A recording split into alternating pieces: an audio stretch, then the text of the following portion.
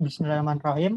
Sebelum kita mulai presentasi ini, apakah suara saya terdengar dengan jelas? Jelas. Terdengar, Mas. Terdengar, Mas. Baiklah. Assalamualaikum warahmatullahi wabarakatuh.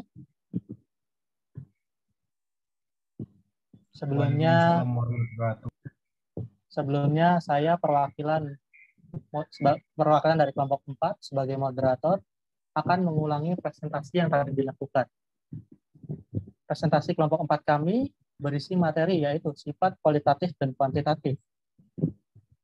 Anggota-anggota kelompoknya ada sebagai berikut. Tolong slide-nya diganti, Mbak. Yang pertama ada Muhammad Falih Ramadan. Yang kedua ada Arjuno Haruning Pandu Asmoro. Yang ketiga ada Agung Setia Budiawan. Yang keempat Hanif. Yang kelima Muhammad Ilham Azizi. Keenam Mbak Noval Casnawafiko. Ketujuh Mas Galih Putra Pamungkas. Kedelapan Mbak Fenika Puspita Ningrum. Kesembilan Mas Alvin Aja. Ke-10 Mas Galih Ferdiansyah. Ke-11 Mas Ali Hasan Abdul Hamid. Dan yang terakhir ke-12 Mbak Anissa Prabandari. Next. Pada slide pertama akan dibacakan oleh Mas Arjuno. Waktu dan layar saya persilahkan. Oke, terima kasih. Sifat kualitatif. Sifat kualitatif adalah suatu sifat di mana individu-individu dapat diklasifikasikan ke dalam satu dari dua kelompok atau lebih, dan pengelompokan itu berbeda jelas satu sama lain. Dapat disimpulkan, sifat kualitatif adalah sifat-sifat yang tidak dapat diukur, namun dapat dibedakan. Ini berlawanan dengan sifat kuantitatif, di mana tidak ada pengelompokan yang jelas. Hal itu dikarenakan kualitatif bersifat umum, fleksibel, dan dinamis. Sifat-sifat kualitatif biasanya hanya dikontrol oleh sepasang gen. Sifat kualitatif biasanya bersifat aditif. Yang dimaksud aditif yaitu penambahan. Contohnya pada ternak, yaitu bentuk tubuh yang semakin usia ternak tumbuh bertambah dewasa, maka bentuk tubuhnya semakin besar. Sekian, terima kasih. Baik, terima kasih Mas Arjuno. Slide selanjutnya tolong. Slide selanjutnya akan dibacakan oleh Mas Hanif. Waktu dan layar saya persilakan.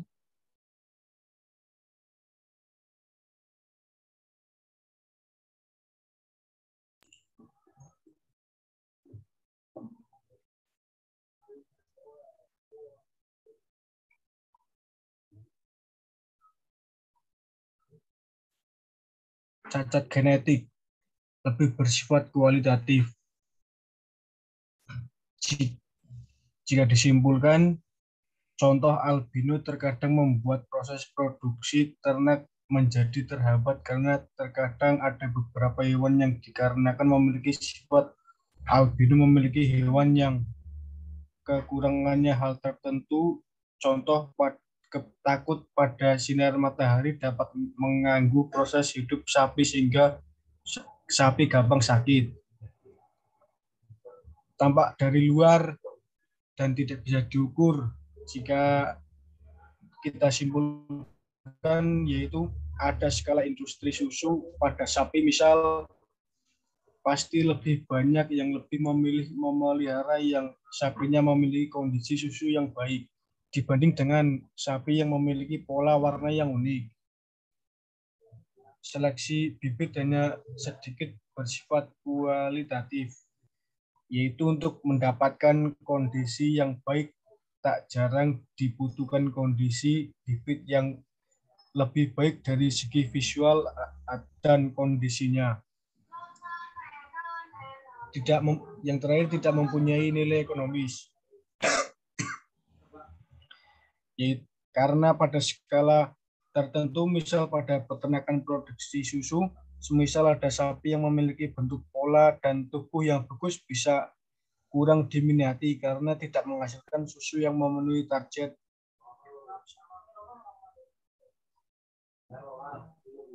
Baik, terima kasih Mas Hanif. Selanjutnya, tolong slide-nya diganti. Akan dibacakan oleh Mas Galih Putra Pamungkas. Waktu dan layak saya persilakan. Dalam arti luas, sifat kualitatif dapat diklasifikasikan sebagai berikut. Yang pertama, sifat luar. Kemudian kedua, cacat genetik. Ketiga, polimorfisme genetik.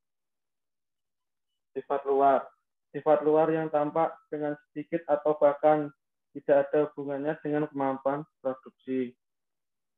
Dalam artian, itu tidak akan mengganggu sistem reproduksi ternak dalam waktu reproduksinya ataupun dalam jumlah produksi susu yang akan dihasilkan. Kemudian kedua, kelompok ini termasuk sifat-sifat seperti warna ternak, bentuk dan panjang telinga, panjang ekor ternak, ada tidaknya tanduk, dan sebagainya. Ketiga, walaupun mungkin ada sedikit hubungan dengan kemampuan produksi, tetapi mungkin penting bagi pemula sebagai cap dagang. Cap dagang di sini dalam artian sebagai ciri khas untuk menarik pasar dengan keunikan yang ada, seperti warna albino yang ada di kerbau. Sekian, terima kasih Mas. Saya kembalikan ke moderator. Baik, terima kasih Mas Galih. Materi selanjutnya akan dibacakan oleh Mbak Venika. Waktu dan layar saya persilahkan. Tolong slide-nya sekali lagi, Mbak. Slide-nya di-scroll. Nah. Baik, terima kasih kepada moderator yang sudah memberikan kesempatan untuk saya menjelaskan materi tentang cacat genetik. Kebanyakan cacat genetik adalah resesif. Saya akan menjelaskan apa itu resesif.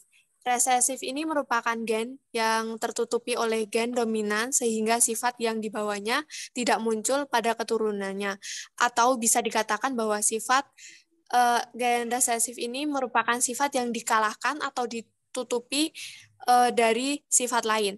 Apabila homozigot resesif tidak mampu berkembang biak, maka terjadi seleksi otomatis melawan gen resesif dan biasanya cukup untuk menjaga frekuensi sifat cacat dalam populasi agak rendah. Cacat genetik ini berkisar dari yang hanya sedikit pengaruhnya terhadap kemampuan produksi sampai yang mematikan, yaitu mematikan individu yang cacat. Jadi dari kasus-kasus ini sangat berpengaruh besar terhadap kemampuan produksi suatu ternak. Misalnya pada produksi ternak sapi perah, jika sapi perah itu mengalami cacat genetik, maka kemungkinan besar produksi susunya akan menurun. Terus selanjutnya ada pengaruh letal muncul dan terlihat pada saat yang berbeda, misalnya segera setelah pembuahan terjadi pada saat individu sudah dewasa atau bahkan sampai saat akhir hidupnya. Gen letal sendiri atau gen kematian ini merupakan gen yang dalam keadaan homozigotik dapat menyebabkan kematian individu yang dimilikinya. Ada gen letal yang bersifat dominan, ada pula yang resesif. Kematian ini dapat terjadi pada masa embrio atau beberapa saat setelah kelahiran. Akan tetapi, ada kalanya pula terdapat sifat subletal yang menyebabkan kematian pada waktu individu yang bersangkutan menjelang dewasa. Ada dua macam gen letal, yaitu gen letal dominan dan gen letal resesif. Gen letal dominan sendiri biasanya menyebabkan letal dalam susunan homozigot, sedangkan dalam susunan heterozigot ada yang subletal. Ada pula yang bisa hidup sehat sampai dewasa dan berketurunan. Yang heterozigot seperti halnya letal resesif mewariskan karakteristik buruk kepada keturunannya.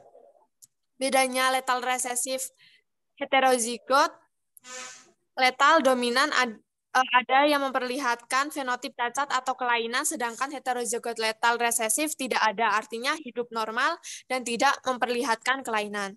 Terima kasih.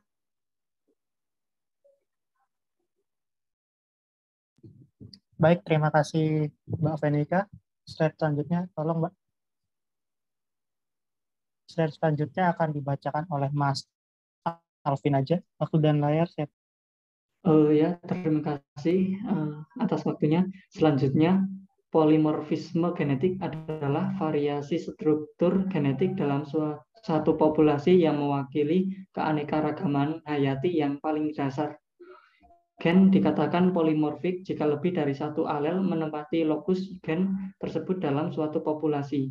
Selain itu, setiap alel juga harus ada pada suatu populasi dengan laju minimal 1% agar secara umum dianggap polimorfik. Polimorfisme gen dapat terjadi di setiap wilayah genom. Yang pertama, kelompok sifat-sifat ini dapat diketahui pada seekor ternak hanya dengan penelitian laboratorium pada cairan atau jaringan, karena hanya bisa diketahui harus dengan uji coba laboratorium dengan mengambil sampel cairan maupun jaringan dari hewan ternak tersebut untuk mengetahui jenis sifat-sifatnya untuk menentukan jenis-jenisnya. Yang kedua yaitu sifat-sifat ini berguna untuk menentukan asal-usul dalam masalah pertengkaran dan untuk menentukan hubungan filogenetis antar spesies, bangsa, dan tipe ternak yang berbeda. Dengan melakukan uji coba tersebut sangat baik untuk mengetahui hubungan filogenetis antar spesies, bangsa, dan tipe dari ternak tersebut. Terima kasih, saya kembalikan ke moderator. Baik, terima kasih Mas Alvin atas jawabannya atau bantuannya. Slide selanjutnya, Mbak. Kalau slide selanjutnya akan dibacakan oleh Mbak Hasna. Waktu dan layar saya persilahkan. Ya, baik. Terima kasih untuk moderatornya. Di sini saya akan menjelaskan tentang contoh-contoh sifat kualitatif pada ternak, yaitu warna bulu. Pola bulu atau warna bulu dianggap kualitatif karena dianggap hanya tampak dari luar dan tidak dapat diukur, dan juga pola dan warnanya diatur dalam sepasang gen tertentu. Dua, pola warna ini masih sama dengan yang pola bulu tadi ya. Ketiga, bertanduk atau tidak bertanduk itu dianggap kualitatif karena pada hewan diatur sepasang gen tertentu saja dan bisa juga disebut sebagai cacat genetik bila ada contoh kasusnya pada ternak tertentu, misal pada kambing yang seharusnya bertanduk karena kelainan genetik jadi tidak bisa tumbuh tanduknya. Keempat, bentuk tubuh. Bentuk tubuh ini dianggap kualitatif karena pada hewan itu diatur sepasang gen tertentu dan juga mungkin bisa disebut cacat genetik bila ada kasus di mana ada dua jenis kambing yang sejenis tapi diberikan model perawatan yang berbeda, bisa membuat atau mengakibatkan salah satu kambing tumbuh sehat sebagai ternak karena diberikan nutrisi yang sesuai. Dan kambing yang satunya tumbuh dengan tidak terlalu sempurna sebagai ternak karena tidak memberikan nutrisi yang cukup. Terus yang kelima, insting. Insting dapat dikatakan kualitatif karena tidak bisa diukur dengan perhitungan tertentu pada hewan ternak. Contohnya, semisal kita memelihara sapi, dari sapi itu lahir, mungkin itu akan tumbuh dekat dengan kita, tapi harus diingat kalau di saat sapi itu marah, hewan itu juga bisa menjadi bahaya bagi kita. Terima kasih. Saya kembalikan ke moderator. Baik, terima kasih Mbak Asna atas bantuannya. Tolong ditidak selanjutnya. Selanjutnya akan dibacakan oleh Mas Gali Ferdian dan Mas Agung. Karena dibacakan oleh dua orang, kami akan membaginya. Mas Ferdian akan membacakan slide sampai 4, dan yang 5 akan dibacakan oleh Mas Agung. Waktu dan layar saya berikan kepada keduanya. Oke, terima kasih buat Mas Ilham. Di sini saya akan menjelaskan tentang sifat kuantitatif. Yang pertama, sifat yang telah digunakan selama ini sebagai contoh sifat kualitatif dengan perbedaan tipe yang tajam dan mudah dipisahkan. Itu mungkin jika dijelaskan, kita bisa mengambil contoh hewan kambing. Jika hewan kambing diketahui jelasnya jenisnya, baik yang bertanduk maupun yang tidak. Untuk yang kedua, sifat-sifat kuantitatif sangat dipengaruhi oleh perbedaan lingkungan. Itu mungkin bisa diambil contoh jika sapi yang memiliki gen berbadan besar, namun jika jarang diberikan suplemen ataupun diberikan makanan yang besar, mungkin itu sapi itu tidak memiliki badan yang besar. Terus selanjutnya, banyak sifat-sifat pada pemulihan ternak sifat kualitatif dengan perbedaan yang tidak tajam antara yang baik dan yang jelek. Itu mungkin bisa dilihat secara visual atau secara langsung tidak terlalu berbeda dengan kualitatif. Namun jika kita lihat dari kualitasnya, kuantitatif itu lebih baik dibanding dengan sifat kualitatif. Selanjutnya, sifat kuantitatif dikontrol oleh banyak pasangan gen yang aksinya bersifat aditif. Biasanya hubungan antaralel yang paling umum adalah kodominan dan atau kodominan tidak penuh. Untuk selanjutnya bisa dilanjutkan oleh satu. Baik, selanjutnya adalah dapat diukur dengan kontinu. Pada produksi susu dapat diukur secara kontinu atau berkelanjutan. Misalnya pada hari pertama yaitu 800 liter dan hari kedua 1000 liter dan seterusnya. Pada selanjutnya yaitu seleksi bibit banyak ditunjukkan pada sifat-sifat kuantitatif. Pada penyeleksian bibit, hal-hal yang diseleksi adalah bobot badan, produksi susu, dan yang lainnya, yang termasuk dalam sifat-sifat kuantitatif. Mempunyai nilai ekonomis tinggi.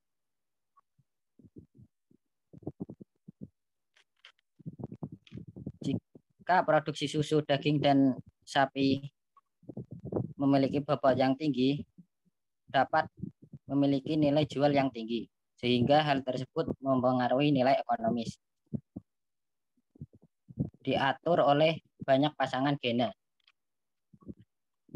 Tidak seperti sifat kualitatif yang dikontrol oleh satu atau dua pasang gena.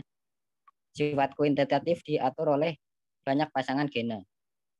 Gen-gen tersebut ada yang berpengaruh besar maupun kecil. Pengaruh gen-gen menyumbangkan suatu ekspresi pada fenotip dan genotip ternak.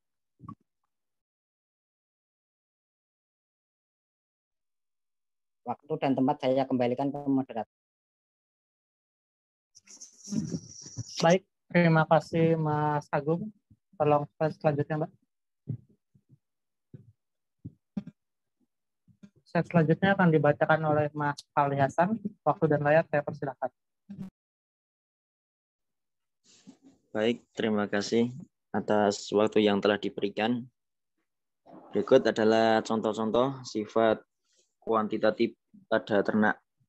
Yaitu yang pertama, pertambahan berat badan harian. Jadi yang dinamakan pertambahan yaitu selisih dari bobot akhir panen dengan bobot badan awal pada saat tertentu. Nah, kurva pertumbuhan ternak sangat tergantung pada pakan yang diberikan.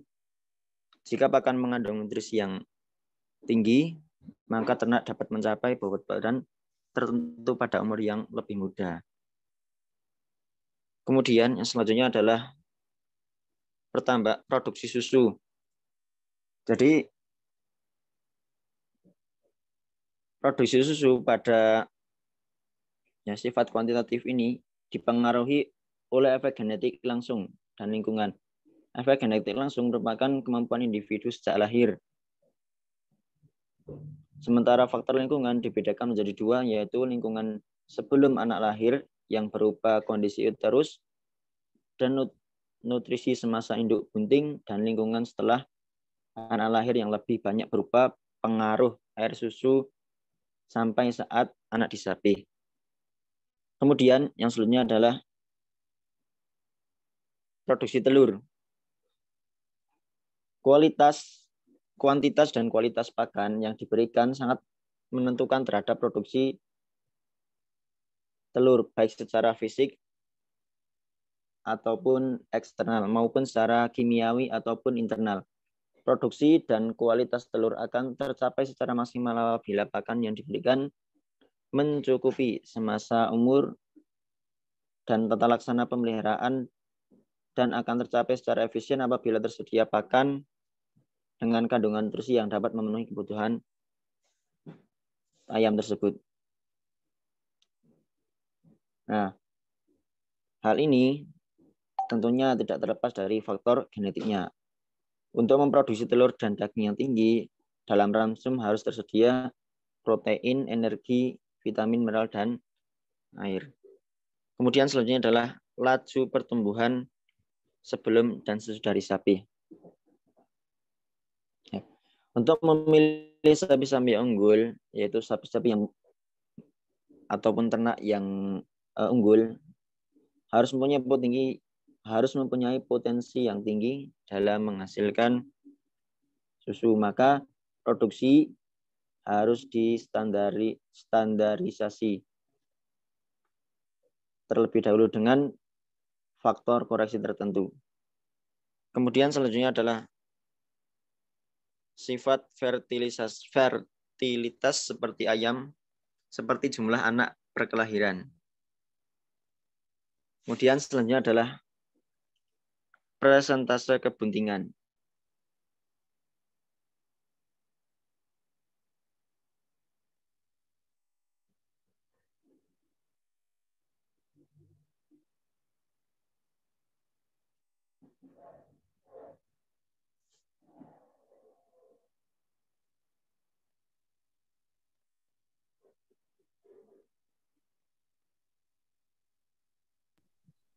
Nah, apakah ada kendala, Mas Ali?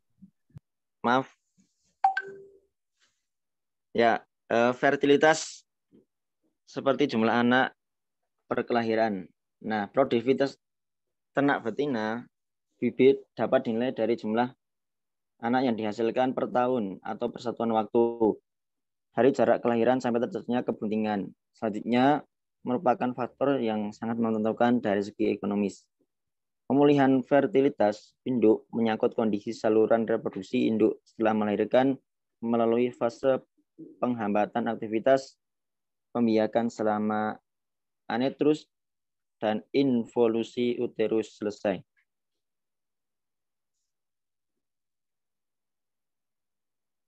Kemudian selanjutnya adalah daya tetas. Nah, saya pernah membaca bahwasanya daya tetas telur itu sangat dipengaruhi oleh teknis seleksi telur tetas dan teknis operasional pelaksanaan penetasan. Kemudian selanjutnya yaitu adalah ya, sifat karkas pada sapi pedaging. Jadi sifat karkas pada sapi pedaging yaitu ya lebih ya dibandingkan, sehingga melebihi apa yang tercapai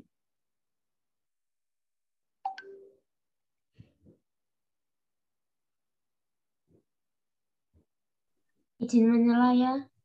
Ini karena waktunya tinggal 1 menit, jadi nanti bisa diteruskan kalau tiba-tiba keluar sendiri, jadi teruskan ke link berikutnya.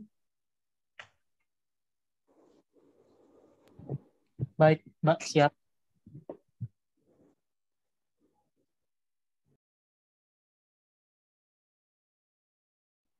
Ya, mungkin itu saja yang bisa saya sampaikan. Saya kembalikan ke moderator. Terima kasih, Mas Ali.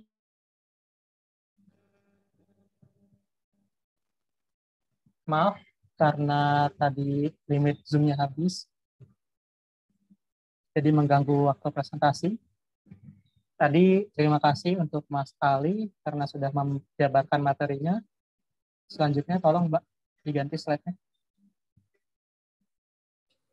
Baik, terima kasih Mas Ilham. Baik Mbak Anissa, silakan. Perbedaan sifat-sifat genetika. Beberapa perbedaan sifat-sifat genetika tersebut mudah untuk dilihat, dibedakan dan dikelompokkan. Misalnya, ternak yang bertanduk dengan yang tidak bertanduk, warna kulit tubuh hitam ataupun merah, dan sebagainya. Sifat-sifat seperti itu tadi dikenal sebagai sifat kualitatif dan dikontrol oleh sejumlah kecil gen.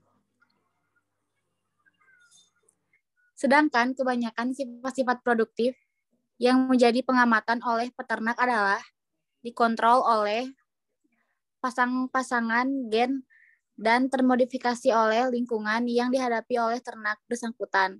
Sifat-sifat produksi dikenal sebagai sifat kuantitatif dan tidak dapat dikelompokkan secara tegas. Misalnya, produksi susu, daging, dan bulu wool. Lebih sederhananya adalah bahwa sifat kuantitatif itu merupakan sifat yang dapat diukur. Misalnya, bobot badan, produksi susu, dan telur. Sifat ini dipengaruhi oleh banyak gen dan sangat dipengaruhi juga oleh lingkungan, seperti pakan dan tata laksana pemeliharaan. Berbeda halnya dengan karakteristik kualitatif. Karakteristik yang ekonomis atau kuantitatif biasanya karakteristik yang tidak dapat dipakai untuk mengelompokkan individu ternak menjadi kelas dikrit, tetapi dapat dalam kelas kontrus. Misalnya, produksi susu pada laktasi pertama berkisar dari 800 sampai 4.000 liter. Berarti pada laktasi pertama tersebut ada kisaran variasi, yaitu perbedaan atau selisih yang kontinu. Terima kasih. Baik, terima kasih Mbak Anissa atas penjabaran materi. Selanjutnya tolong.